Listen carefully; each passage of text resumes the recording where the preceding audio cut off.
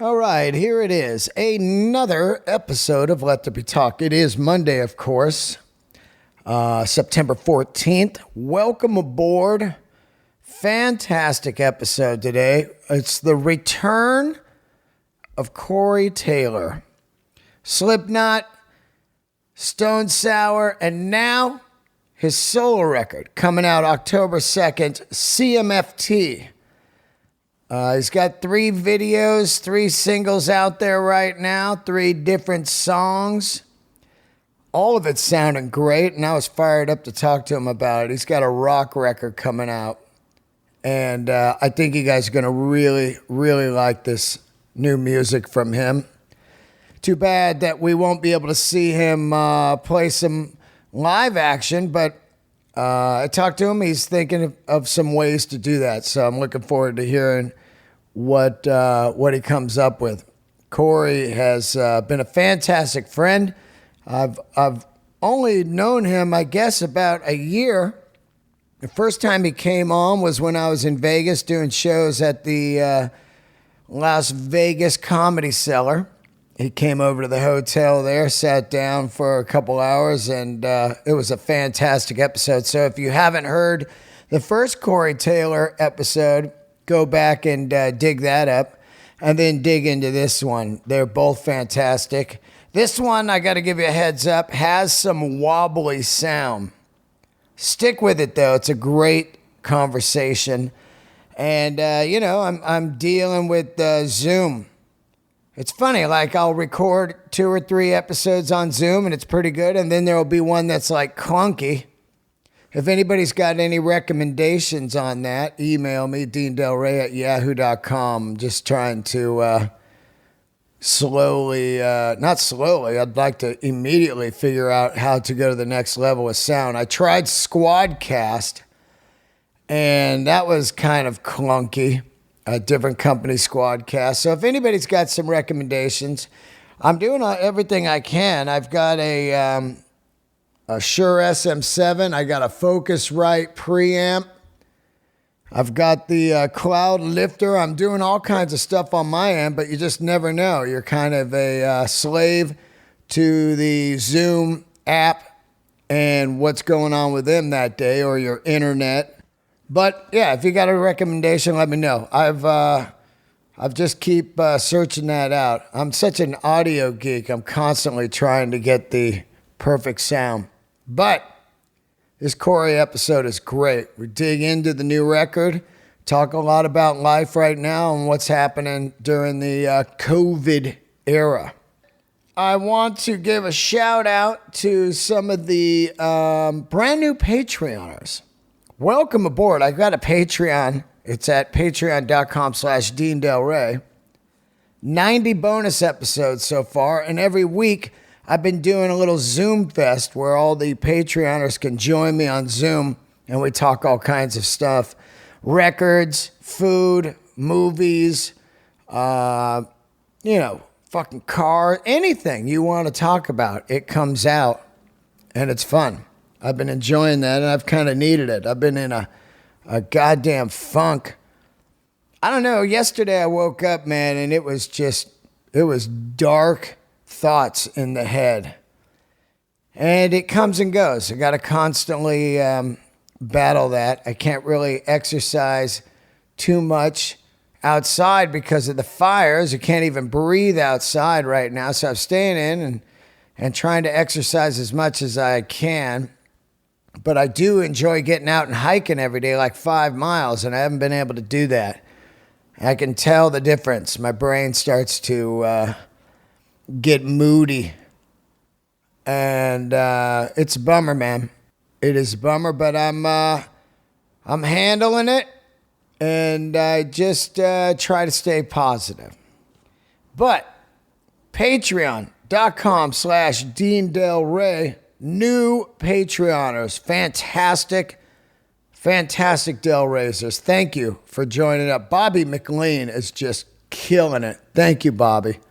I mean that, man. John Horbeck, JR, Ren, Alex, a lot of single name people this time. Sean Davison, how are you, buddy? And Vinny, all of you, I love all of you. Thank you for supporting the Patreon and this podcast.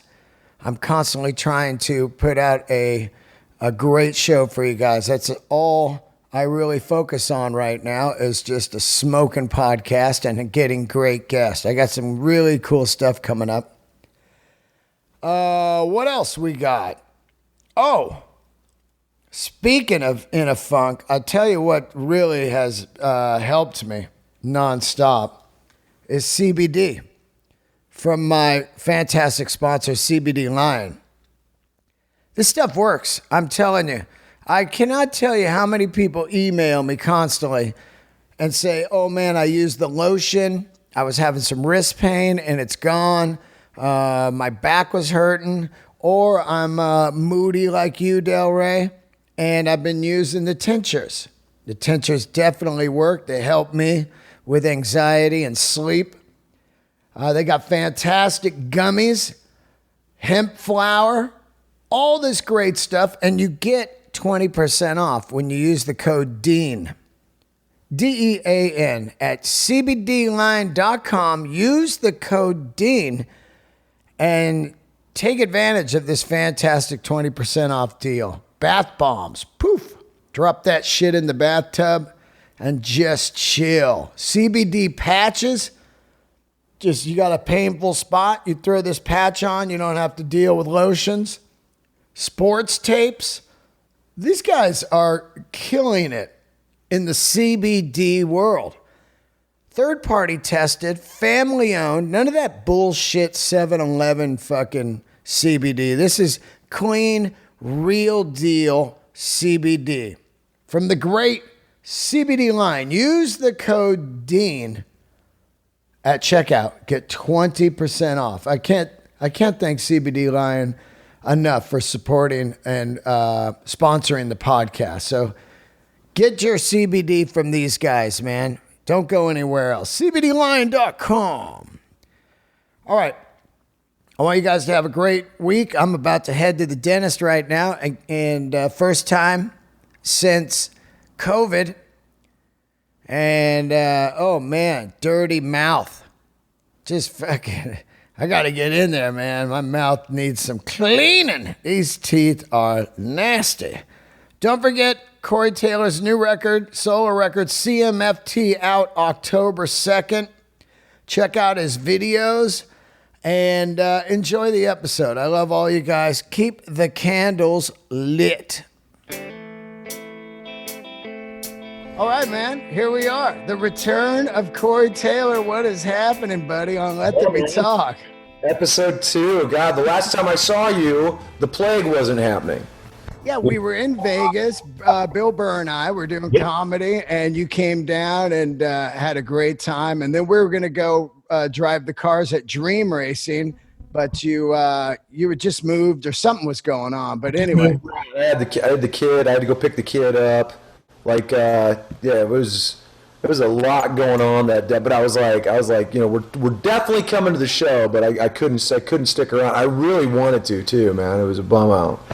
Yeah, well, we'll get back out there on the track one day, but man, it's so, you know what I was thinking about? Like, you guys are the original mask wearers. Like, yeah. You know, like, my whole thing was people complain. There was that meme going around, like people complaining about a mask. It's like Corey wears one for 3 hours on stage playing metal. Yeah, they keep asking me to do those PSAs too, and I just laugh. I'm like, shit, yeah, dude, I don't care. Yeah. But there's a part of me that also is like, look, there's a part of me that's such a dick that I almost want anti-maskers to catch it. Just to prove a point. I'm like, you want to be ignorant? Go ahead. It's like the anti-vaxxers, man. They're the same fucking way. It's like, oh, you don't believe in shit like that? Okay, go ahead. Fucking, you know, ostracize your kid. You know, let your kid get sick. Let your fucking kid, like, you know, like basically get kicked out of school, kept away from other kids. It's just, it's ignorance controlling shit and people trying to disguise belief as fact, and it's such fucking horse shit, man. It's really crazy how it's become political, you know? That's what's bizarre to me, where people are just like, you're taking my freedom. It's like, what are you talking about here, dude? Not. This is about fucking keeping people safe, not just you, you dickless wonder. What the fuck is wrong with you? But then again, man, and it's because of who's at the wheel. All because of that fucking dumbless shithead who can't fucking figure his shit out. So yeah, but what we can talk about, dude. You and I could go for hours on that shit. Yeah. Yeah, you know. You know, I woke up today and of course there was all this Corey Taylor clickbait shit about, Slipknot guys are miserable. Fuck them, not recording like that ever again. Instantly, people.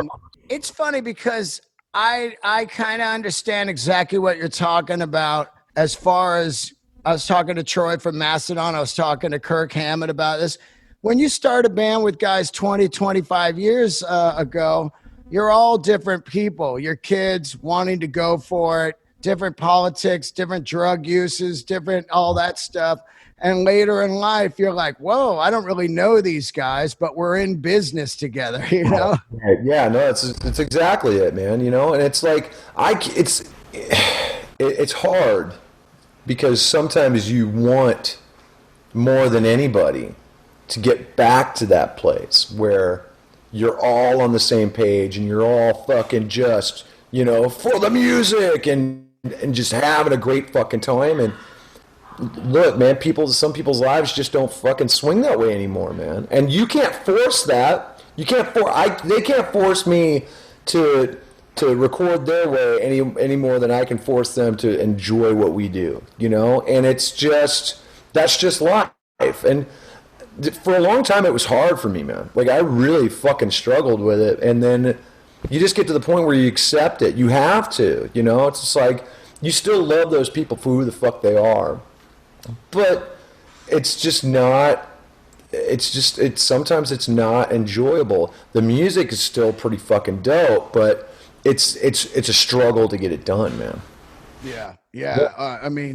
Well, it becomes what I always say, the machine. Right. When you're that big, say you guys, Metallica, Mastodon, these guys are machines, and there's so much going on in each person's life. Each person might have 2-3 kids. They might have a mortgage. They might have some depression or some kind of shit. And it's just a olive branch all over the place. And you just kind of like, this is what it is. I'm walking into like, not just the 4, 5, 6 guys you play with, but their whole lives. Yeah, there's a lot of baggage that comes with it, and God knows people in the band have dealt with my baggage over the years, So like, I'm no fucking saint here. Like, I'm not trying to paint myself as, the high and mighty guy shaking his stick going, I remember when it used to be a fucking whatever, that dumbass shit. We've all been through a lot. We've all gone through a lot. We all, it's like you said, man, it's life. But at the same time, there's a great thing that happens when we're on the road.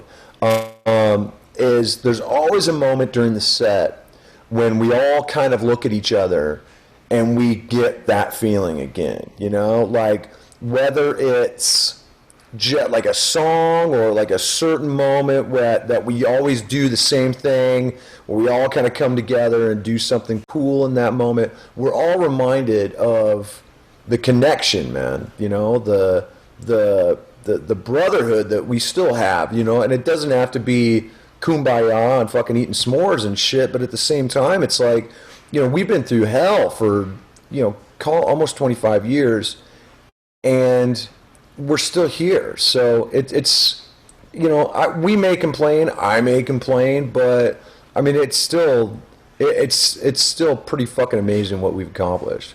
Absolutely.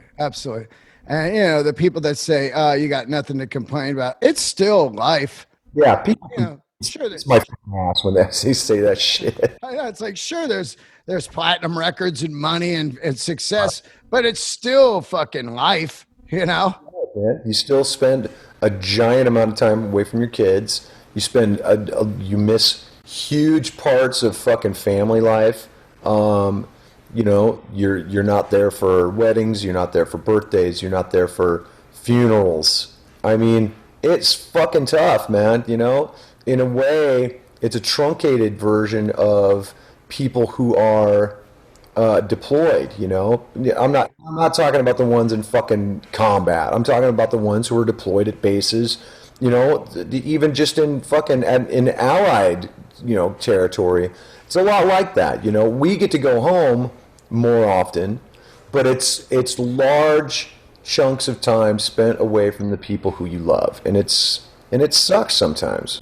Yeah, yeah, I get it, man. How you been doing, man, during the COVID? Like, you're in Vegas, Right. and I know Vegas kind of opened back up for a while. What's It opened happening? up and then it burned up again because our mayor's a dipshit. This thing's gonna fucking it's gonna keep doing that until it evens out, man. It's gonna keep doing that until we get a vaccine, to be honest, or at least something that can prevent. Vegas is it's up and down.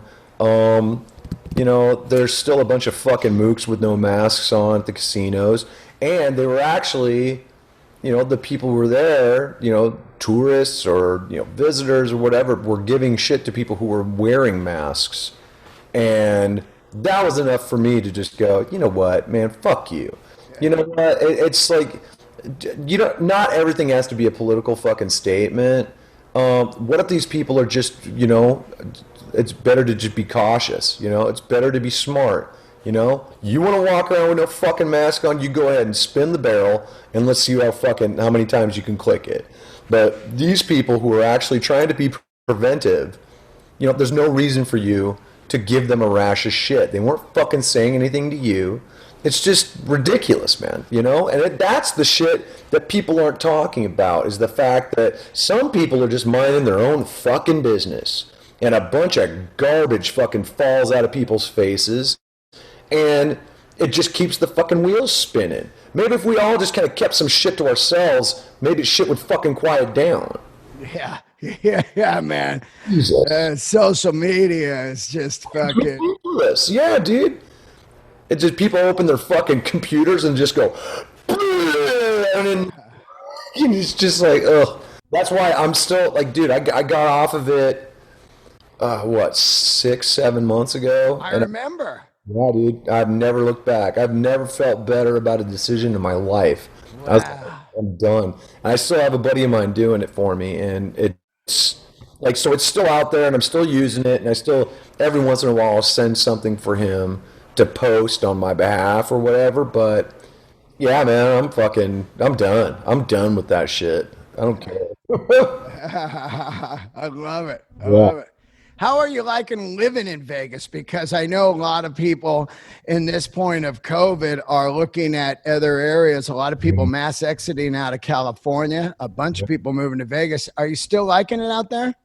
I love it here, man. Yeah, I mean, I've lived here for about 11 years now, and it's a cool place where there's a bunch of stuff to do, but you don't have to go too far to do some stuff, and the local stuff is actually pretty rad. Like, so, my area where I'm at, I'm actually just off the 15 heading out of town.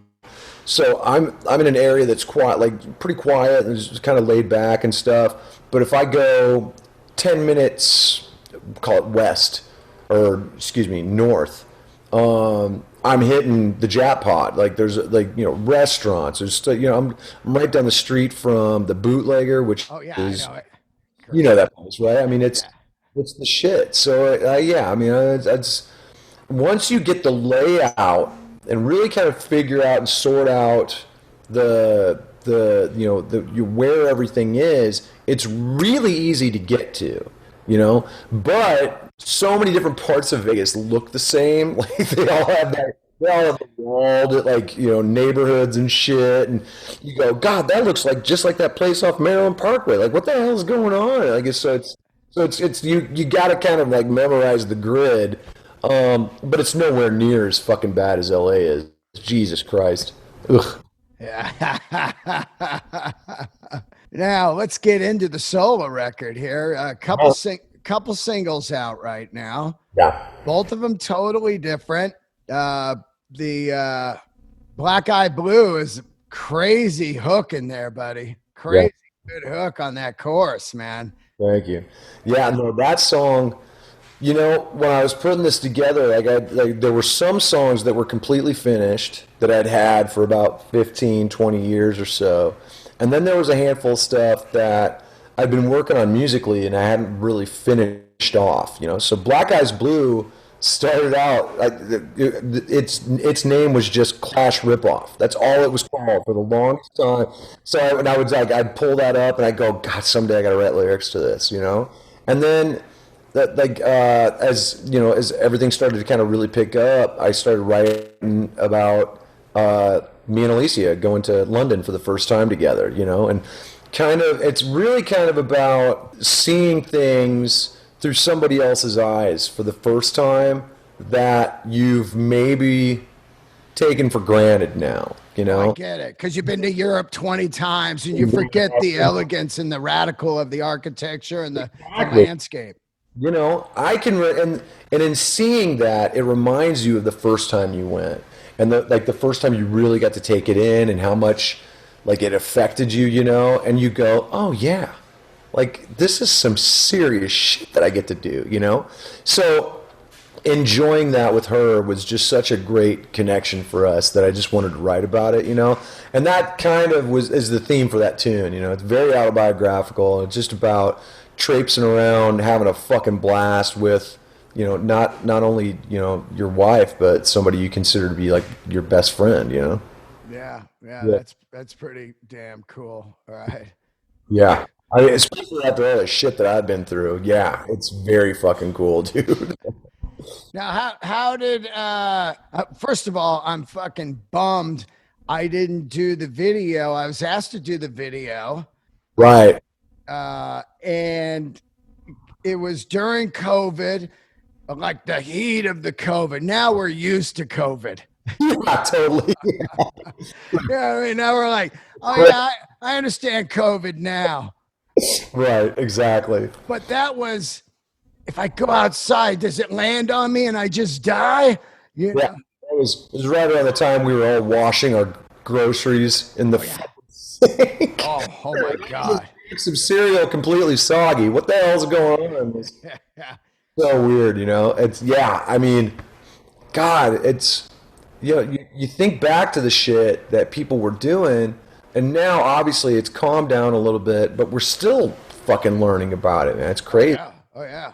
You're talking about CMFT, right? Yeah. Yeah, that was one of those things where I was just trying to get all my friends and a bunch of people together to do something fun and cool. And yeah, trust me, I kept telling her, I was just like, you fucking gotta get a hold of Del Rey and fucking figure this shit out. It sucks, man, because what happened was they emailed me. They said, here's the stuff.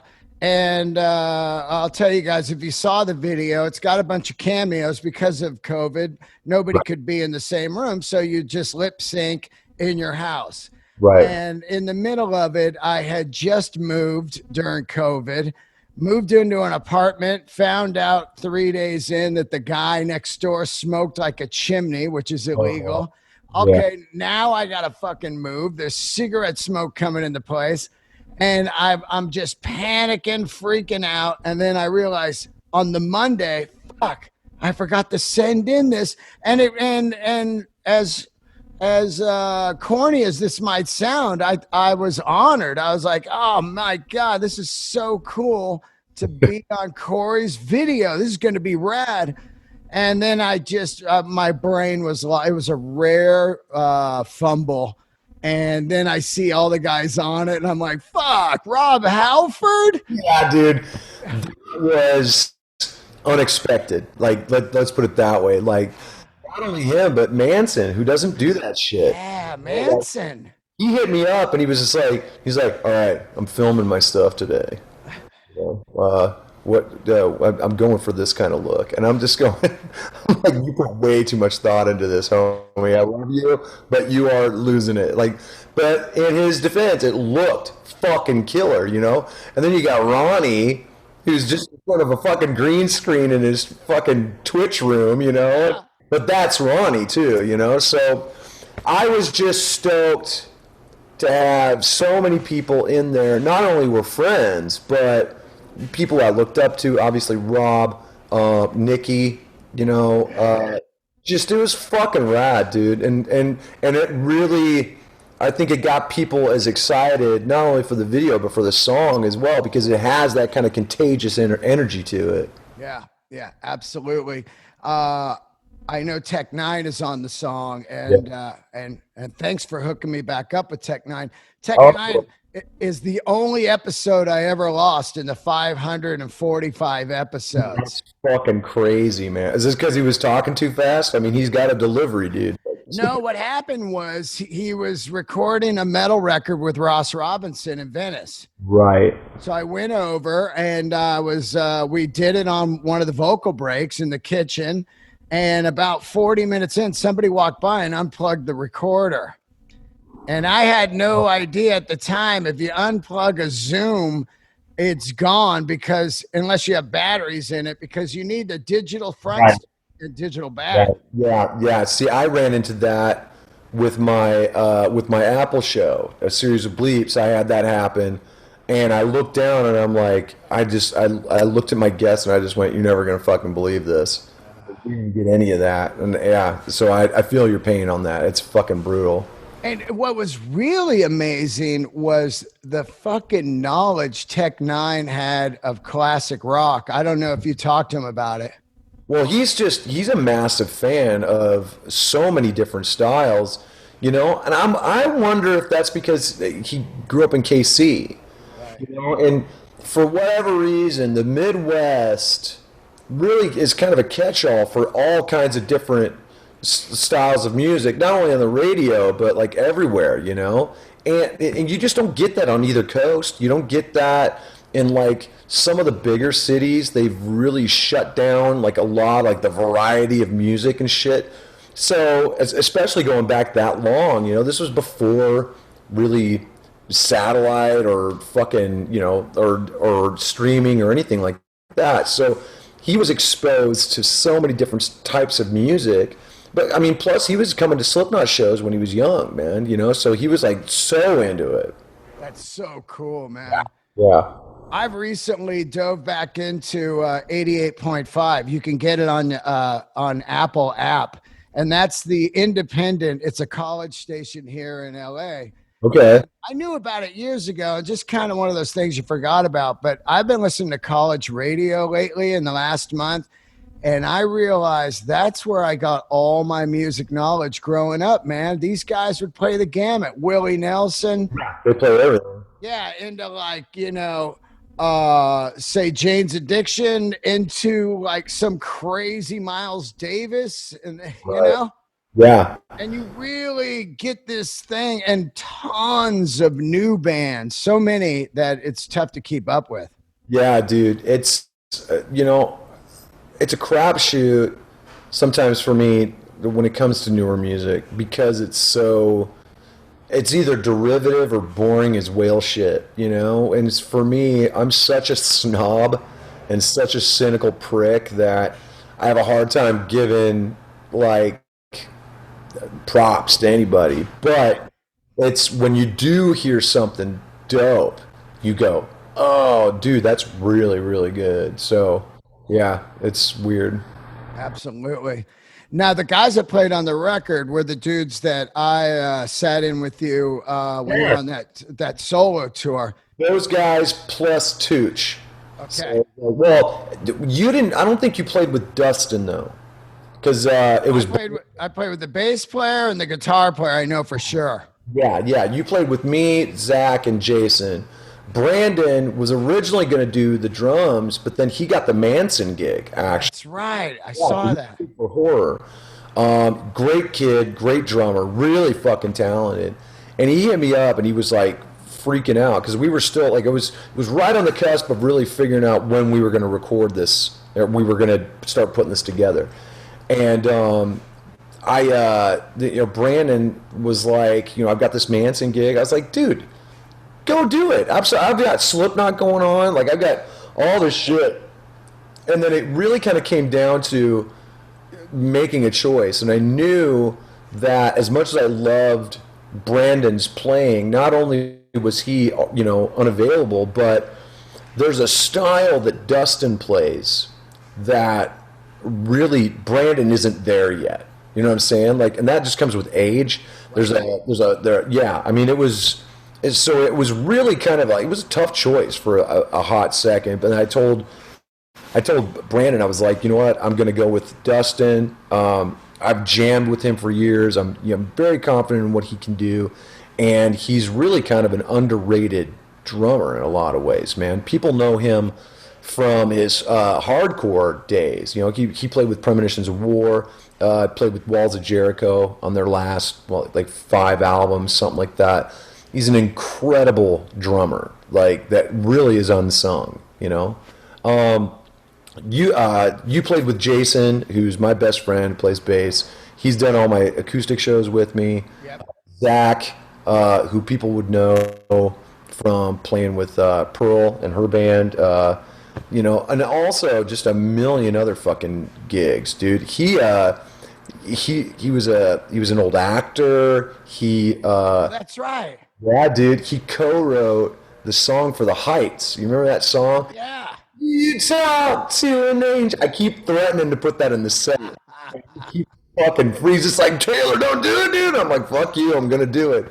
But yeah, incredibly gifted, such a good fucking gut, and such a great hang. And then to round everything out, we got Tooch from Stone Sour, who we've all played with in one way or another. And me and Jason have been playing with Tooch for fucking years, And it's a conglomerate that had never really played together, but I knew it would all fucking work, And sure enough, dude, the second we started rehearsing, dude, it was like fucking bomb went off, and it was just on, Yeah, we went to eat after we jammed. We rehearsed. We did an AC/DC song, and we went to Toy Tie, and we had a night there. And it really reminded me of the old days of playing music, hanging with the band, good vibes, talking the Clash, talking Bon Scott. Dude, yeah. And that was also one of the reasons why those guys were chosen, was because of their ability to just hang. Like, they have no drama. Well, Jason has, but everybody else has no drama. We all love just hanging out together, We all just give each other shit. We fuck with each other fucking constantly, and it's just such a great hang, And we all are very, very confident in each other's abilities. Now, did you write all the songs, or any co-writing, or what's going on? Yeah, I wrote every song except Everybody Dies on My Birthday, which was a co-write with me and Tooch. Tooch brought the music and I arranged it, and I wrote the lyrics for it. So, but everything else on the album I wrote. And where'd you guys do the record? Home studio? No, we did it at the Hideout here in town, which is Kevin Churko's place. It used to be the Audio Warehouse, which I'd worked at a couple of times. I recorded a couple of my audiobooks there, done some demos. It's actually where I did the vocals for the Zakk Wylde track that I did a few years ago. Kevin ended up taking that place over and making it the new Hideout. So everybody kind of works there. Everybody from Hell Yeah to Five Finger, like a bunch of different bands.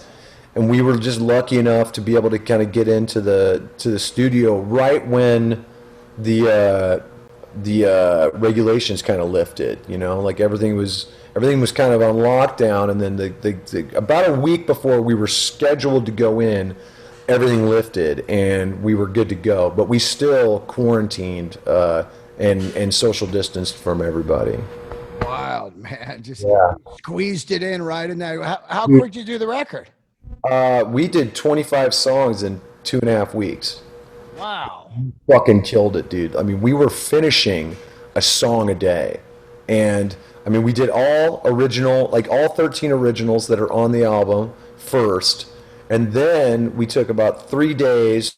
We did, what, 7 covers? And then we went back and we did 5 acoustic versions of the 13 that we did. So yeah, I mean, we just killed it. And what's the flavor of is it all over? Because the 2 singles are completely different. Is it all over the board? It's pretty varied, but the soul of it is that kind of kick-ass hard rock, you know? Like there are some heavier moments, but nothing completely heavy. There's a bunch of fucking like rock moments. There's a jazz moment here and there, but it's all rock. It's all like fucking really grounded in that old school kind of, for lack of a better term, that FM rock kind of vibe, you know? Big choruses, big riffs, big fucking fun. Everything was recorded live for the most part, with the exception of the vocals and a couple of overdubs here and there.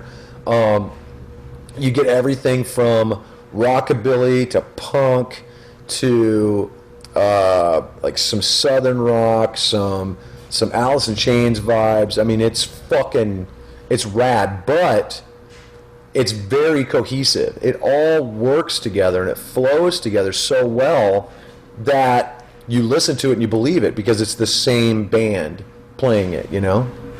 Southern rock. That's going to be interesting. Yeah. It's interesting, man. I mean, there's a couple of songs you'll dig. I think you specifically will dig Halfway Down because it has a Bon Scott AC/DC vibe to it, you know. And I don't have his range, but it's in that realm. You know what I'm saying? And it's kind of my homage to them because they're one of my favorite bands. But there's there's a song called Silverfish, which is actually, the way I describe it is if Alice in Chains started in Atlanta. Nice. Yeah, it's fucking rad. Yeah, it's really, really cool. Yeah, I've been rocking some Outlaws lately, like nonstop. No shit. Yeah, dig into that, man. It's crazy how many hits they have and Right. how great they are. Right. Yeah, I have to check that out. Yeah. Huh. Southern rock, man. Dude, I tell you what, man, there's some greasy shit in there that like people forget, you know? Like everybody, anytime people talk about Skinner, they only take about the first 2 songs that come to mind, which are the hits, and then everything after that, like they don't even get into the real shit, like That Smell, or Give Me 3 Steps, and just all that greasy fucking like Simple Man, the original Simple Man, which is so fucking good, you know? Yeah. It's great shit, man. That whole Jacksonville, Florida fucking vibe was so good at the time. That documentary is incredible, man. Yes, it is. It's really good. Those guys went in each day, rehearsed 10 hours a day in that swampy little shack and laid it all on the ground. Yeah, didn't fuck around, dude. It was so good. It's killer. I tell you what, man, that band. Look, you got Freebird and you got Stairway to Heaven by Zeppelin. And as much as they're played in this world, I still never get tired of them because you're like, these guys wrote masterpiece songs. These 2 Right. songs play Yeah. forever. Yeah, and they probably will, dude. I mean, they will last well beyond us. I mean, it's fucking think about the songs that the Beatles have written that will last long beyond us. I mean, they're going on 3rd generation now, which is fucking insane. It's crazy. It is. It's a lot like Slipknot and Metallica too. They got the 2nd generations coming in now, and Yeah. and it just keeps that AC/DC. They got like 3 generations. Dude, it's I think the key comes down to never really following what is established. You know, always kind of cutting your own path, which is always the hardest, but the payoff is so much better because nobody else knows where you're going but you do, you know? So when you're cutting the path, you have to fucking lead it, but then everybody else can follow behind you, you know? And I mean, surely Metallica has to be in there, you know? I mean, they took the beauty, the darkness of Sabbath and kind of married it with, you know, the hardcore punk of the day, you know? They basically, to me, Metallica is Sabbath mixed with Black Flag and some Minor Threat. A little more on the Sabbath side, but with Danzig hooks because he was such a fucking massive Misfits fan, you know? And I think Hetfield's just such an unsung singer. Everybody talks about his riff writing, and yet he's a fucking great fucking singer too, man. Like when he really goes for it, especially in the day, like, he was killer, dude. Oh, dude. I mean, when you look at him on the Justice tour, because that's like by then he's just this behemoth of this. He's got this character, Untouchable, bulletproof, just a fucking machine that will just destroy everybody in front of you, you know? oh my God, man, So good. that's a front man right there, and that right hand, just Dude, playing and singing. dude, his wrist is ridiculous. Like I watch him sometimes and I go, how is he playing that and singing it? Like just fucking stupid. It's, One or the other, and I can't even get close, you know? it's so nuts. Now, Yeah. did you play all the rhythm guitar on this record? Yeah, we all played together. Zach and Tooch would kind of divvy up the solos and whatnot, but we were all playing the meat of everything. So you got this great, you know how the old school guitar players would have like a collage rhythm where there were like three different, two or three different rhythms going on at the same time, and it almost fit together like patchwork. But the three guitars were doing different things, and yet they complemented each other so much that if you take one out, it sounds wrong, you know? And that's kind of what we were doing. It's like I was laying down a lot of the meat, and Zach was doing like more full chord stuff and really kind of fleshing stuff out and adding top end. And then Tooch would ghost in between like rhythm stuff and like just lines, like melody lines and shit that would just fucking tie everything together. It was so cool to hear come together, dude. And we were just like, fuck, dude.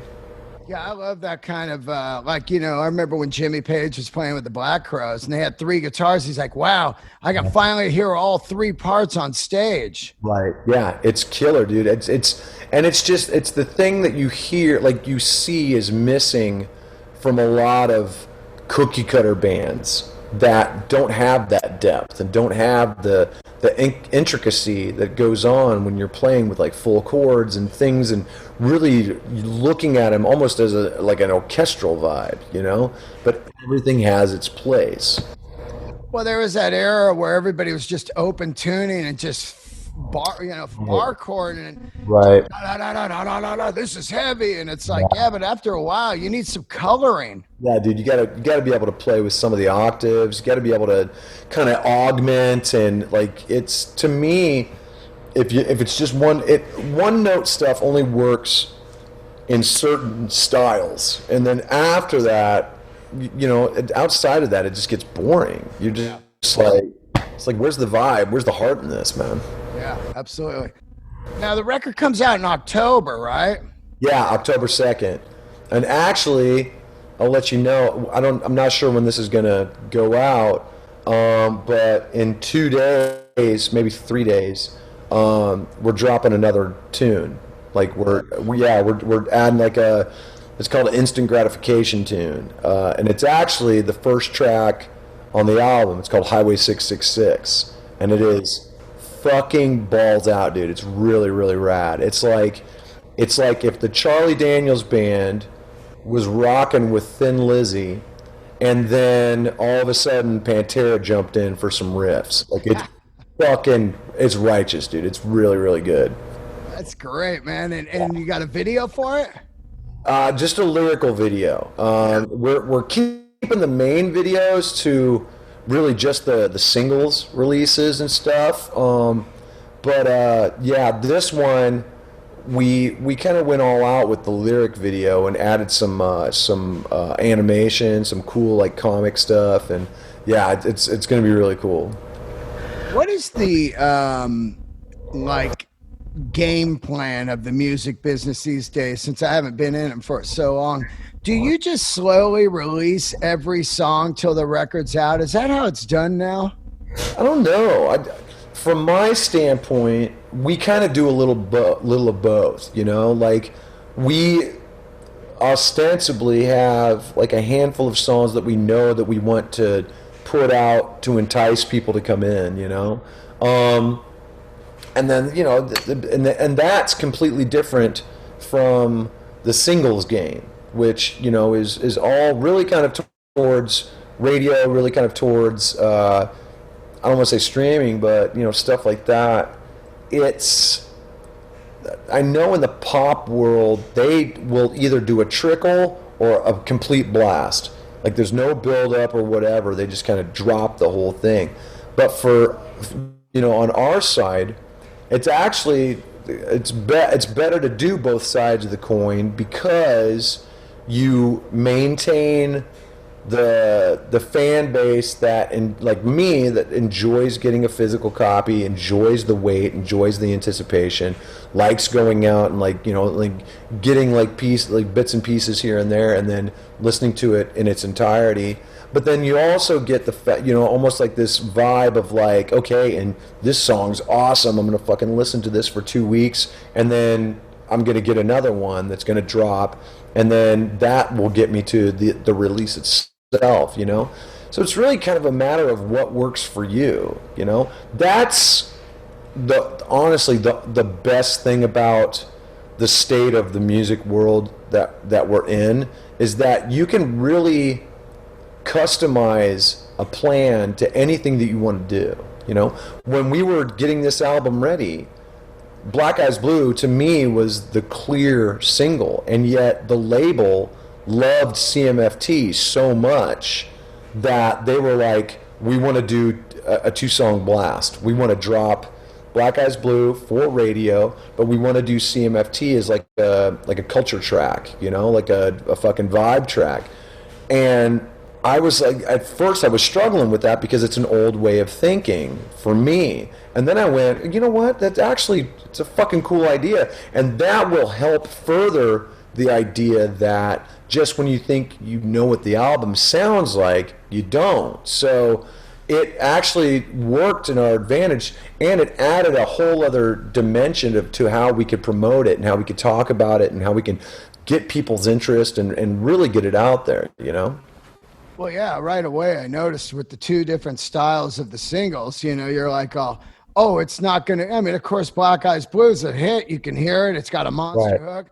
Right. But right away you go like, oh, but it's not going to all be that. Look at this over here. Exactly. Yeah, exactly. And I think, especially in this day and age, you need that with rock, you know, because rock is so derided for being flat and lifeless and, you know, and people just loved it. We're a great punching bag these days, you know, and rightly so, because a lot of the bands that are the top rock bands suck shit. They're fucking garbage, and I can't fucking stand them. So if you can show a whole different level and dimension to what rock can be and rock should be sometimes, you can get it out of that morose, fucking bum out, depressed side of things and get it more back into like the old school throwback of like, hey, this is a fucking party. This is a celebration. This is something, you know, this is something for you to fucking sing along to in the car and trying to hit all the good notes, or this is something you can dance around your kitchen while you're fucking cooking. Like that, if you can show people that, you can entice people back, you know? And you can show, it's just like, look, you don't have to fucking take yourself seriously all the time. This is supposed to be about enjoyment. And where's the enjoyment when you feel like you're forced to be bummed out all the fucking time? Yeah. Yeah. Now, when you were doing the track with Tech Nine, did he record it somewhere else and surprise you with what he put on there? Yeah, Tech and Bookie both did that. Kid Bookie in London, he was actually the first one to send his in, and it was like it worked so well that I was like, oh Jesus Christ, I can't even imagine what Tech's going to do, you know. And then Tech sent his like the second to last day that we were finishing up the originals, right? And when we flew those tracks up and put it in the session, dude, it was so fucking dope. We were all just like sitting back, like, holy shit. It was such a big fucking responsibility, dude, that we didn't even know what to do. We were just like, fuck yeah, dude. It's rad. It's really cool. And then how did they do the video shoot? Did people just go to where they were? The director, DJ, he had ties with crews in Kansas City and in London. So the crews there went and filmed Bookie, and then the crew in Kansas City filmed Tech. And what I wanted was to see their side of their town. You know, like I didn't want to see, because it'd be so easy for Book to just run around and fucking show Parliament and show Big Ben, all that shit. Exactly, man. He showed a whole side of like North London that maybe nobody really gets to see, you know? And I've had people who actually live in London hit me up and be like, dude, that's right around the fucking corner from my house, and like all this really cool shit. So it was pretty dope. And then Tech, you know, he's up on the roof and shit, and you can see fucking Arrowhead Stadium in the background. Like it just looked really, really dope, man. Yeah, it did, man. And Tech had like that outfit on. Yeah. Oh, he was coming for everybody, dude. He reminded me of the guy on the Warriors. Can you dig it? Exactly, dude. So fucking rad. Cyrus. Yeah, that's it. Cyrus, yeah. Cyrus. Oh, so good. So obviously no plans to tour, but what are you hearing on the inside amongst managers and venues in 2021, 2022, or is it still nobody knows? The plan is still to come back. I mean, depending on what fucking happens, obviously, the plan is still to come back next year. You know, like, and really kind of, I know my Slipknot plans anyway start somewhere in like the summer of 21. In that time, I'm trying to figure. I'm gonna do some virtual stuff, some virtual live shows. Looking at doing some of those social distance shows where they have the basically the barricades and the pods. They did something like that in England, and it was incredibly successful, and people actually really, really liked it. So, yeah, cool. I'm looking at doing something around here in that vein. I've already had some offers from local promoters in like a couple of different cities to try and work something out. So I'm trying to work that out right now. My band is fucking gagging, dude. They're ready to play. Like we just want to jam, you know. So yeah, I mean, it's just kind of watch and wait and kind of see what the fuck happens. But as soon as we can, we're gonna fucking get out there and do some shit. So that's the fucking plan anyway. Come out, host those. Oh, dude, that'd be dope, man. Fuck. Be out there getting nutty. Just right. Get outside, man. Yeah, no shit. Just be like, I can't believe we get to play again. You know, just fucking losing our shit. I'm doing a gig this Friday, my first gig in 6 months, outdoors on the beach. Wow. How far away are they? Huntington Beach, and I don't know how far the crowd is, but I'll be able to hear them because a lot of people are doing those drive-in shows, and the laughs are in the car and stuff. Weird. Yeah. I don't. I think those only work if you're watching a fucking live stream or something, you know, because then the performers aren't necessarily relying on that feedback. They're just performing, you know. But when you're there and all you hear is like what the I don't know, dude. I'm not saying I wouldn't do it because I'm a whore. I don't know. It's so rough, man. It's like It's something that you and I do every day of our lives, and now it's just gone. It's so bizarre. Dude, I never would have thought that I would see something like this in my lifetime. And we shouldn't have. That's the problem. We should not be here right now. But because certain people only can really feel comfortable in chaos and drama, here we are. Yeah. And that's no way to get a country through some shit like this. No. This is America, man. We shouldn't have any fucking viruses out here. It's ridiculous. I mean, you juxtapose it with the swine flu that happened. Yeah. I mean, it's like that was 1% of what we're dealing with right now. And that was because the right people were in office, in control, keeping track, watching shit. Like, it was a blip. Like, nobody even fucking cared. Yeah. And now here we are. Like, it's insane, man. Yeah, well, we got to fucking get out there and vote. That is. Yes, we fucking do. And I don't even give a fuck. Like, vote your heart. It's not going to bother me. I don't give a shit. But everybody needs to fucking be in on this because I don't want anyone saying that this shit that shit's fucked up. You know what I'm saying? Well, man, I gotta tell you, there's been some guys I've interviewed over the years that I didn't know pre-interview and became friends with them, and I'm so happy that happened between you and I. And Yeah, man. I love you. I love what you do. Slipknot has still been one of the greatest shows I've ever seen live. And your night at the Roxy when I sang AC/DC, you guys were killing it. What was the Clash song you guys played? Clamp Down. We did Clamp Down. It was Dude. so fucking good, dude. Yeah.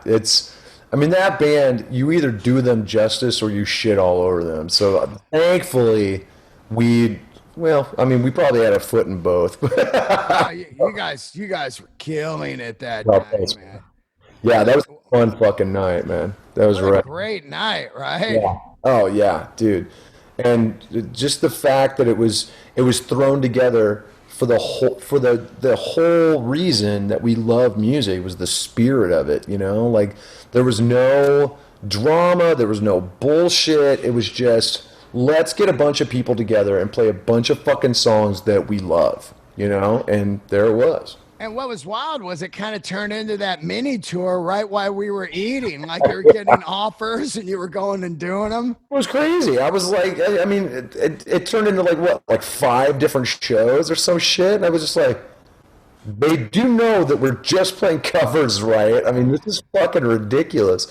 But it was a blast, man. Like, we had so much fucking fun. It was so rad. It was fantastic. Yeah. Oh, shout out to your lady and the dance crew. The church bombs. Oh, yeah. Fuck yeah, dude. Oh, they're killing it. Now, is that her spitting the fire? Yeah.